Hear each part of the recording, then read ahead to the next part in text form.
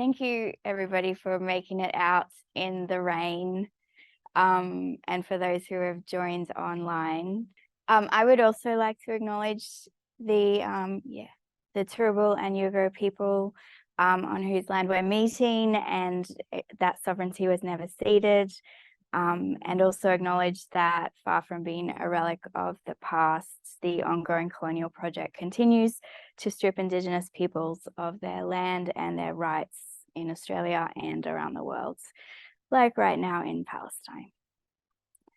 The talk that I'm going to do tonight continues some very generative conversations I've been having with Associate Professor Ramon Lombardo at RMIT and Alexa Scalata also at RMIT, and Craig McCosker and Alex Hay at the ABC and ABC iView, and Matt Hancock at SBS On Demand. Most recently, Ramon and Matt, Alex and I were on a panel at South by Southwest Sydney Festival where we discussed some of the topics and themes that I'll talk about today. And I have blatantly stolen the name for this talk from that panel, and I must credit Craig McCosker with coming up with Islands in the Streaming. Was not me. All right, so a little bit about myself. Oops, sorry. So my name is Kylie Pappalardo, and I'm a legal scholar. For a long time, I thought I wanted to be a novelist or maybe a journalist, and I did degrees in that space. But then somewhere along the line, I decided to do a law degree as well, and I became a copyright lawyer. So now I work as a lecturer in the law school at QUT, and I research at the intersection of copyright law and creativity.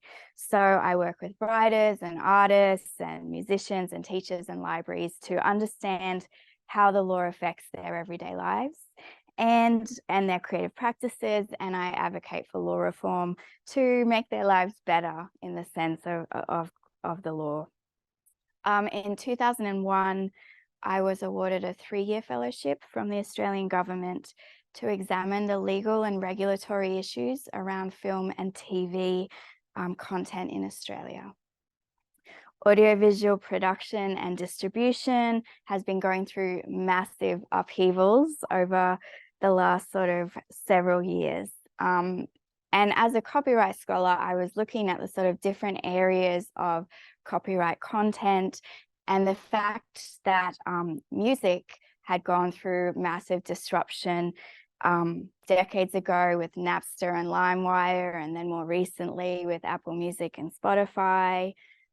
Book distribution had been altered forever by Amazon and the Kindle, and film and TV distribution seemed to me at the time the sort of last big area that's had to experience this sort of copyright upheaval. Of course, I was super wrong, and since then, generative AI has disrupted visual content with generators like DALL-E and Midjourney, and written content with things like ChatGPT. But that's not the subject of my talk today. Today, I want to focus on the continuing disruptions that are occurring in the film and TV space. And just a caveat that I'm not a TV or film scholar, I'm a lawyer. So I come at this from a legal and regulatory perspective. And I'm going to structure my talk today in 3 parts. Each of these reflects a theme or sort of conundrum that I've been investigating as part of my fellowship project. The project is not yet finished. I have just under a year to go. So I don't have any hard conclusions at this stage. I'm still investigating a lot of these topics. So the first theme is access and affordability of screen content. And for this section, I want to draw on a paper that I've written with Associate Professor Ramon Lombardo and Alexa Scalata at RMIT, and Professor Nick Suzor from QUT, who's in the audience. And in that paper, we argue that access to screen content in Australia is deeply uneven and highly dependent on the socio-economic standing of audiences. And we feel that this has important consequences for who gets to participate in cultural conversations in this country. So first, let's take a step back and look at the landscape of streaming. Online video markets have expanded rapidly, leading to unprecedented choice for audiences, but also unprecedented complexity. So as you all know, at the beginning of this period that has sort of become known as the streaming wars, Australia had only 5 free-to-air television networks and then Foxtel as the cable provider. And Foxtel was out of reach financially for many Australians. Only about a third of Australian households ever subscribed to Foxtel. Today, it looks very different. The national broadcasters all have their own video on demand services, and they operate alongside subscription video on demand services, also known as SVODs, including Netflix, Stan, Binge, Prime Video, Disney+, Apple+, Paramount+, BritBox, Acorn TV, and many more. And together, these services offer tens of thousands of unique television shows and movies at various price points. At the same time, or probably because of these increased platforms, there has been increased competition for premium content amongst these services. And that has precipitated a shift from non-exclusive copyright licensing for content to exclusive global release strategies, meaning that content is often only available on one of these services, not multiple services. So there's more content available to Australians than ever before, and there's also unprecedented demand for content, as we saw in the COVID lockdowns. Access to video was an important thing to help people get through that time as a measure against boredom and loneliness and depression. But digital access does come at a cost, and that those costs are not negligible, particularly now when Australians are facing a cost of living crisis that might push entertainment services out of the budget of many households around Australia. So what kind of costs are we talking about? Of course, to watch TV at home has always required a device, whether that's a television set or now a computer or a phone, and electricity to run that device. Internet-enabled television requires internet access. In Australia, broadband access costs anywhere between about $54 a month for 250 megabytes per second as a home internet connection, which is pretty much the absolute minimum you can have to access this content reliably. Up to around $90 a month for the faster fiber and 5G connections. It is possible to stream via a mobile-only connection for around $20 a month, but that's less convenient. And then you also have to factor in excess data charges, which then can push it up again. I'd like to just give a shout out to some of my colleagues in the ADM+S here who have been working in partnership with Telstra to document Australia's digital divide. So they have produced what is called the Australian Digital Inclusion Index, and that reports that 28% of the national population in 2001 were either excluded or highly excluded from digital technologies. Close to 10% of Australians were mobile-only internet users, and Australians in the lowest income stratum, for them, 67% would need to pay more than 10% of their household income just to connect to the internet. So we have device costs, electricity costs, internet costs, and then we get to the actual content costs. For a base rate SVOD subscription, the average cost is $11 per month. That goes a bit higher to around $15 per month if you want to be able to view the same content on multiple devices simultaneously, or if you want access to Ultra HD versions of the content. A media consumer survey conducted by Deloitte in 2022 found that the average consumer in Australia pays for 3 different streaming services. So that's around $62 per month. Sorry.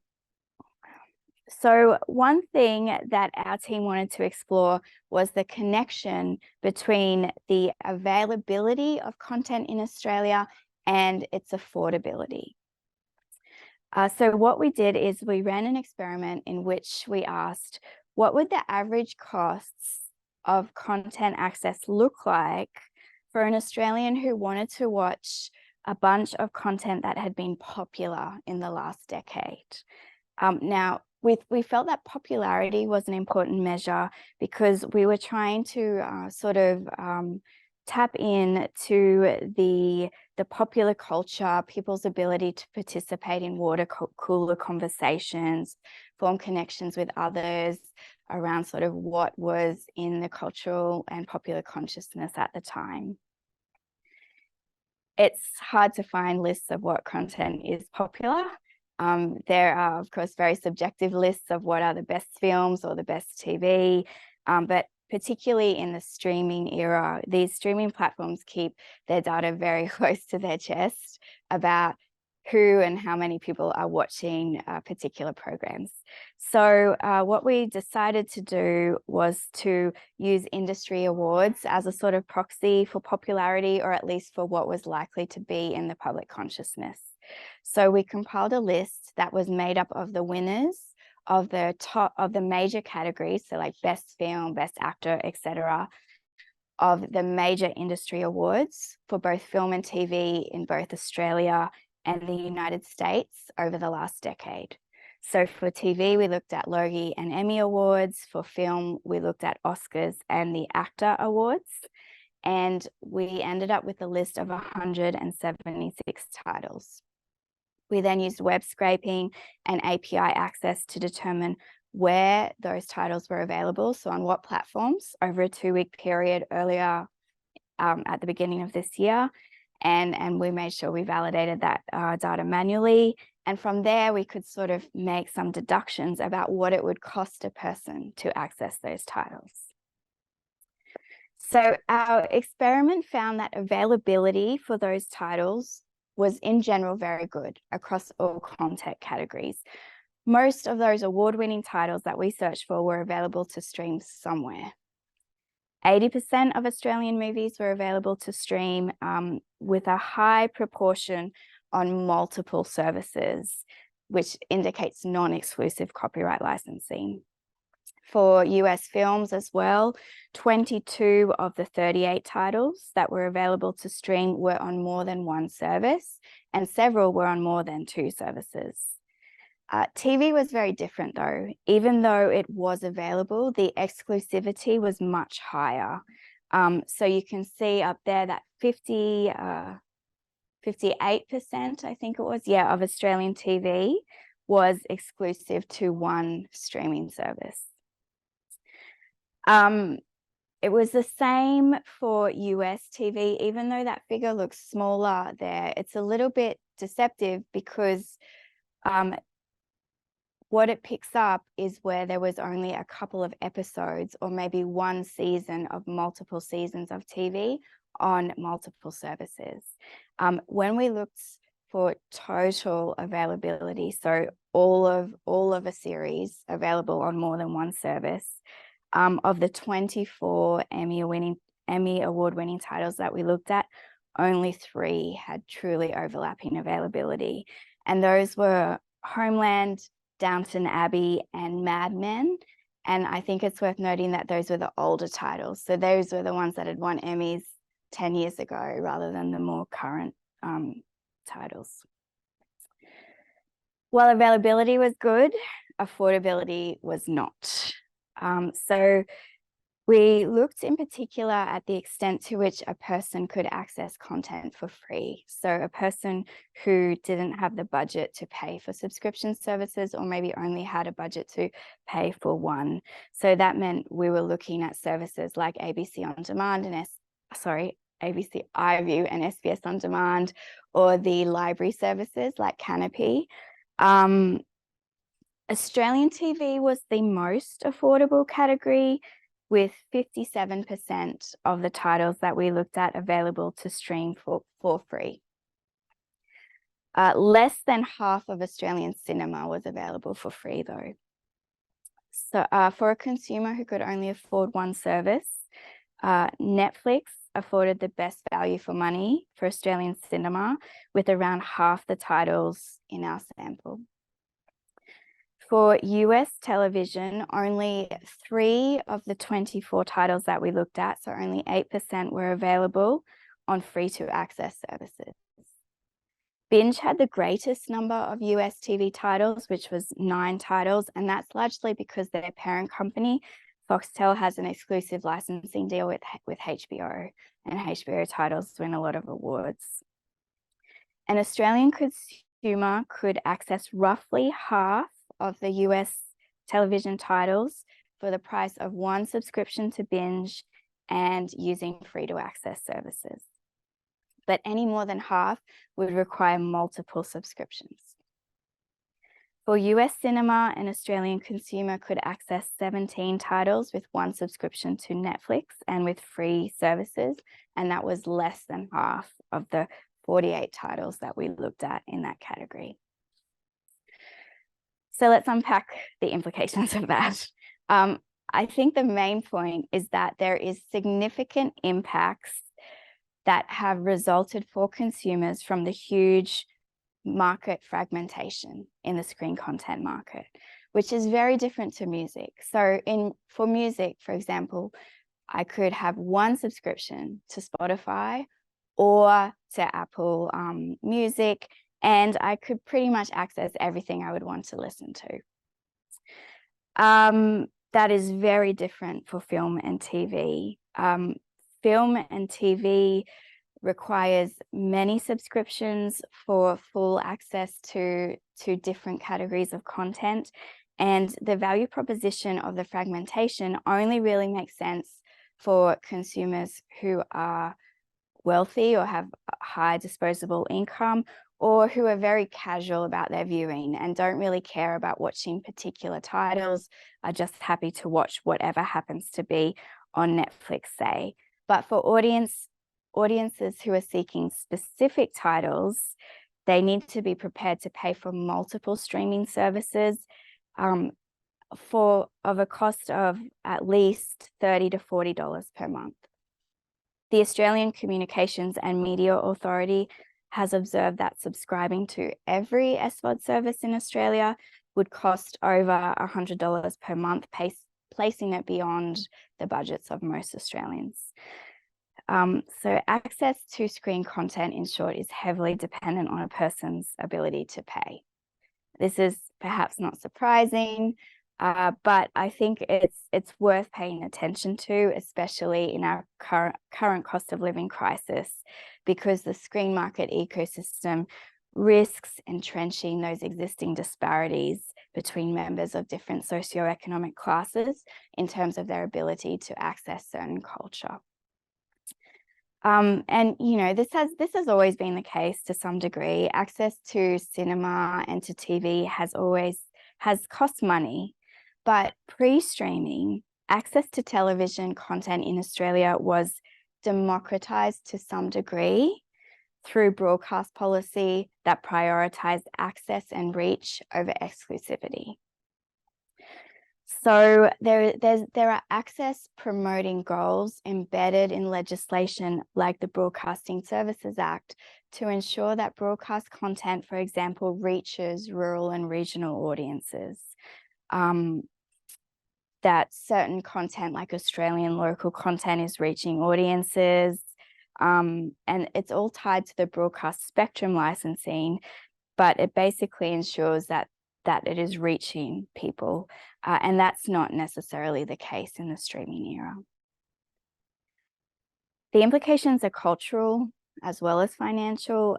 Access to entertainment goods is sometimes considered to be less important than access to things like news or education, educational resources, government services, things like that. But the argument we make in this paper is that access to cultural and media content is important to social and civic engagement. Copyright scholar Madhavi Sundar has argued that culture should not be viewed as a commodity. It should be viewed as a community, culture as community, that people connect to each other through shared stories and culture, including pop culture. And that's how they understand the world and their place in it. So the user-pay streaming ecology of the post-broadcast television locks certain people out of that engagement. And in this world, as Kat says, we risk television ceasing to function as a shared public space. All right, so the second theme is local content policy, which is, I think, related to the notion that access to Australian content is important because of our Australian identity. And over the last few years, there's been vigorous debate in this space around the role of local content quotas for television. So with broadcast, commercial television broadcast must obtain a spectrum license from the government in order to broadcast their content over the airwaves. Spectrum's a public resource, it's managed by the government, and this is the system that the government uses to regulate broadcasters because it ties conditions to those licenses. So you have to, as a broadcaster, meet certain threshold requirements, including local content quotas, in order to get access to Spectrum to broadcast your content. So the Broadcasting Services Act says that for a commercial TV broadcasting license, the broadcaster must ensure that 55% of the content that it broadcasts between 6 a.m. and midnight on its primary channels is local Australian content. There are also additional requirements for regional broadcasters that relate to quotas for highly local content, so content that is important for that region or that license area. These rules do not apply to public broadcasters like the ABC and SBS, but they have their own charters that enshrine commitments to local Australian content. So Section 6 of the ABC Act states that the functions of the corporation include providing broadcasting programs that contribute to a sense of national identity, inform and entertain, and reflect the cultural diversity of the Australian community. So the challenge at the moment is that the Broadcasting Services Act doesn't apply to streaming services because they don't use the broadcast spectrum to deliver their content. They use the internet. And the government, to regulate streamers, would need to pass new regulations or new laws in order to sort of gain access to being able to regulate those streamers, because they can't do it through conditions on spectrum licensing. And for several years now, the commercial broadcasters have been complaining that there is a discrepancy between broadcast TV and streaming TV in relation to local content quotas that is very unfair. Ideally, they would like to not have to have quotas on them, but if they do have local content quotas, they definitely want the streamers to have local content quotas as well, and they've been lobbying the government to make this a reality. At the beginning or earlier in the year, the Australian government released a new national cultural policy, and in that policy, they committed to introducing requirements for Australian screen content on streaming platforms. That was supposed to happen in the third quarter of this year, but it's been delayed. They're now saying they will pass legislation next year in 2024, and they're still consulting with industry about what those local content requirements should look like.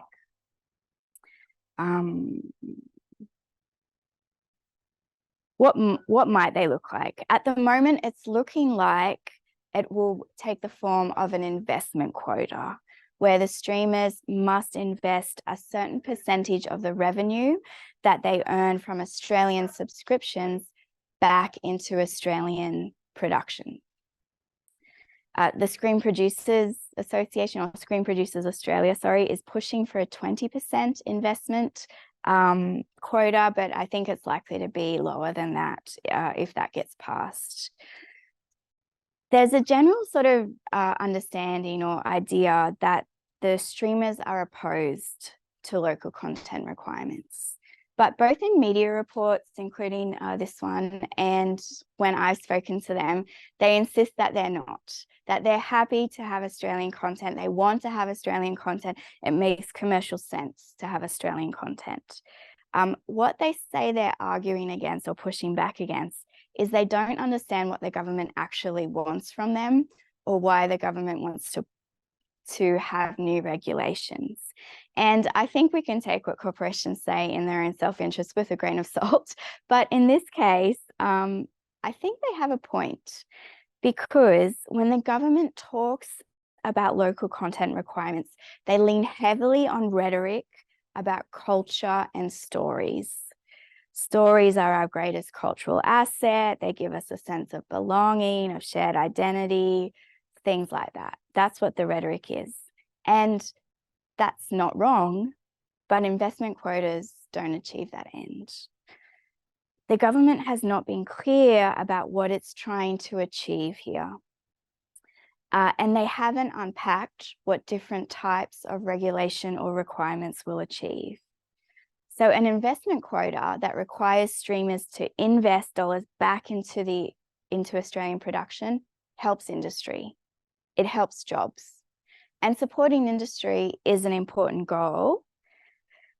Don't get me wrong, but without more, there's no guarantee that those productions are ones that actually do contribute to our sense of identity, that actually do contain Australian stories. And there's no guarantee that they'll even end up on our screens in front of viewers. And the other thing it does is it privileges new content over old content. So the focus is on producing new Australian productions. Some would say that is best, that the content quotas that we see in broadcast have meant that a lot of commercial broadcasting is filled with cheap crap to satisfy the Australian quota, right? And usually what they mean by that is reality TV. But I think that by simply focusing on new productions, we perhaps risk neglecting and even losing access in the long run to some of the long tail of Australian content, to content that is culturally important, that is of good quality, that is sitting in back catalogues, that might show us what Australia was like at particular points of time in our history. So an advantage of the quotas of the kind that we see in broadcast TV is that it's a good mix. It allows for a mix of old and new content, but those quotas aren't perfect either. Both content quotas and investment quotas don't really get to the sticky question of what it means to produce Australian content. If all we care about is supporting the production industry, then the answer is clearer. We can define Australian by reference to how many Australian workers are involved in a production, and more or less that's sort of how Australian content is defined now. It uses a test by looking at whether something has been produced in Australia, or whether the creative talent involved in the production are Australian citizens or residents. But if what we care about is Australian stories, then it becomes a lot more complicated to figure out what it is, how we define that, and how we craft regulation to ensure that we get that. So my QUT colleague, Professor Amanda Lotz, has theorized that stories exist on a continuum between placeless and place-based stories. So placeless stories are those that could be anywhere, or maybe they're in a fictional place. So, for example, a few of the Thor movies have been filmed in Australia, but they're definitely not set in Australia. Next, we have what she calls placed stories. And these are stories that are geographically located. So that, we can tell that they're in Australia from the landmarks or maybe the accents, but the story does not actually tell us anything about Australian society or Australian culture. The setting is Australia, but the story is not meant to be Australian. It's universal, intentionally so. And last on the spectrum are what she calls placed stories. And those are stories that are profoundly of the place of where they are set, that they could not be set anywhere else. So I think Total Control is a good example of that, or maybe even Mystery Road. They could not be set anywhere other than Australia.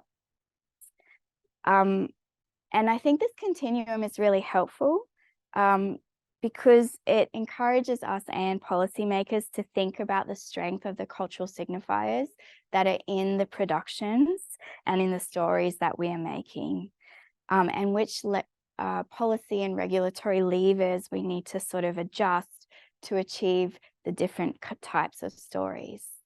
Now, neither me nor Amanda Lotz is arguing that all Australian stories have to be placed stories. There's room for all types of stories, and I think probably the right approach is something that encourages a mix of all of those things. But I think the way the government is approaching things at the moment is that they're not really thinking through what it is they're trying to encourage in terms of stories and how best to encourage that. All right, and my last theme, where is this? There we go. My third and last theme is about recommending for diversity on our screens. And by diversity, what I mean is diversity of representation, which I define as the varied ways that humans are represented in storytelling across the full and overlapping spectrum of gender and sexual orientations, races, nationalities and language groups, abilities and disabilities, and bodies. And representation diversity is something that was addressed in our national cultural policy as well, that it is something that the government wants to encourage. And there are many reasons why, as a society, we ought to be promoting more diversity in film and TV. I think diversity is a social good. There are many studies from the cultural studies space that sort of establish that complex, accurate, and varied representations of all members of society, especially members of marginalized groups, can foster positive relations between people from different backgrounds, can reduce harmful stereotypes about minority groups, and can build up individuals' sense of themselves and their place in society. So media representations can play an important part of identity formation for people, as well as community building and social cohesion. This is not how diversity has traditionally been thought of in media and media regulation. Regulation has never really dealt with representation. It has focused instead on a concept of diversity that cares about speech and a variety of speech. So it's the idea that there should be a competitive marketplace of ideas, wide and varied sort of opinions circulating in society and promulgated by the press. And that's where we get certain laws that sort of protect the press and their ability to hold government to account, because it's this idea that in a well-functioning society, people will be able to speak out against all sorts of things, including against the government. So the concern in media regulation has been on ensuring that media power is not too concentrated. in, say, a group of elite people with undue influence on speech.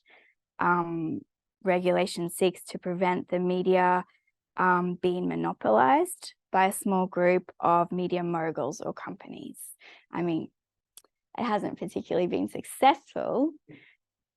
So yeah, the Broadcasting Services Act restricts media ownership, basically. That's how it conceives of diversity. So it says that a person can't hold more than one commercial television broadcasting license and 2 commercial radio broadcasting licenses in the same geographical area.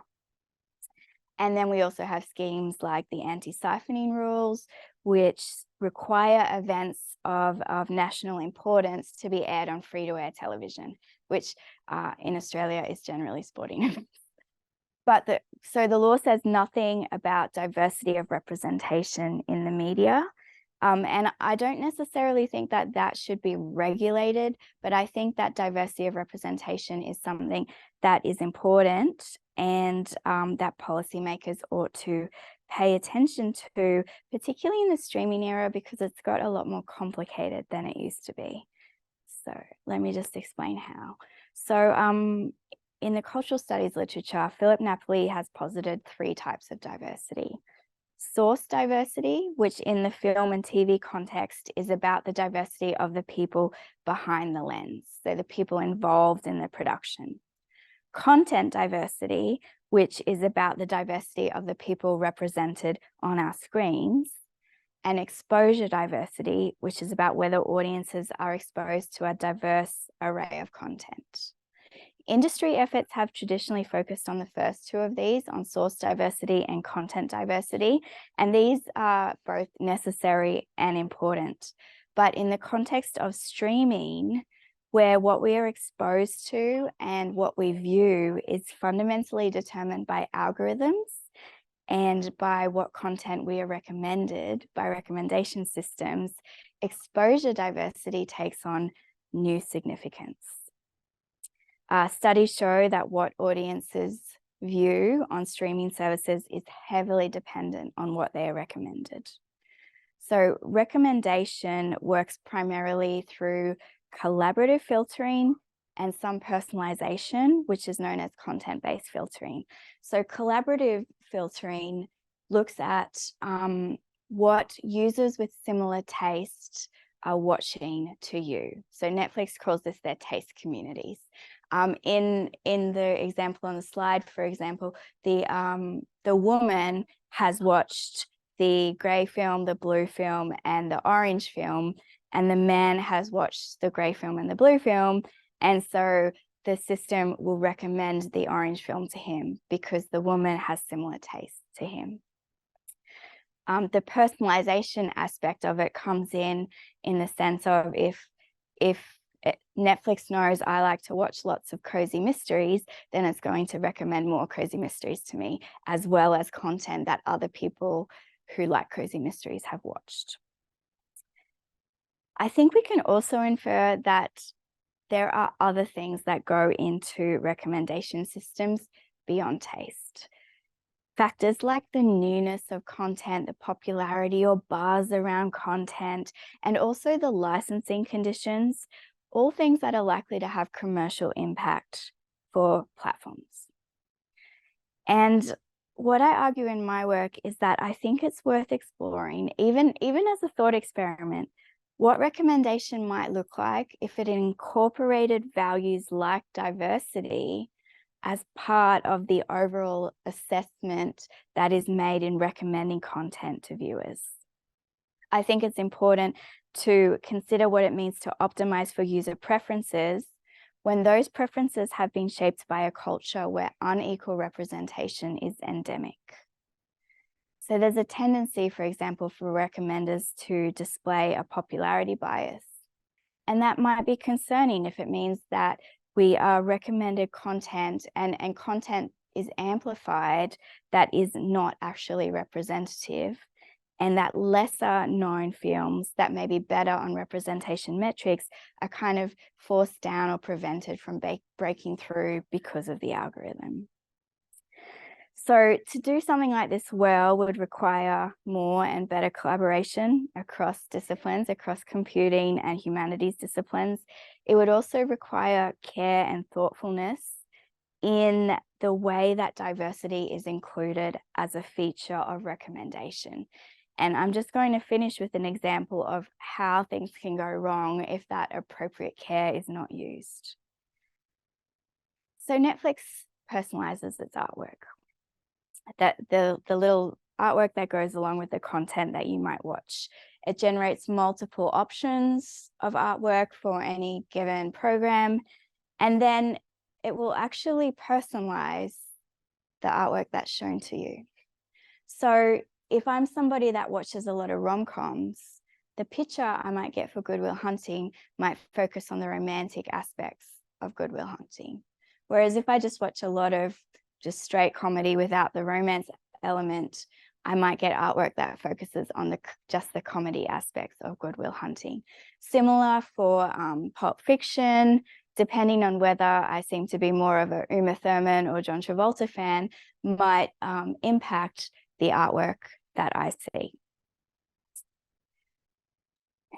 In 2018, Netflix got into hot water, particularly on Twitter, because it appeared as if the artwork was being personalized to a viewer's race.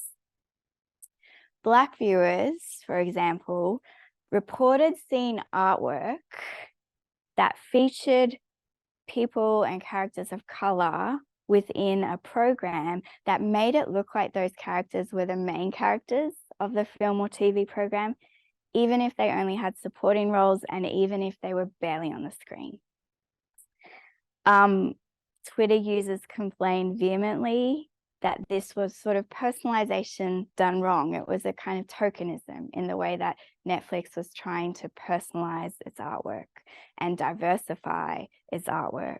So this is exactly the kind of thing a platform would want to avoid in incorporating diversity values in recommendation. And it's a good example, I think, of why things need to be done carefully and with consultation. And I'll finish there, so thank you.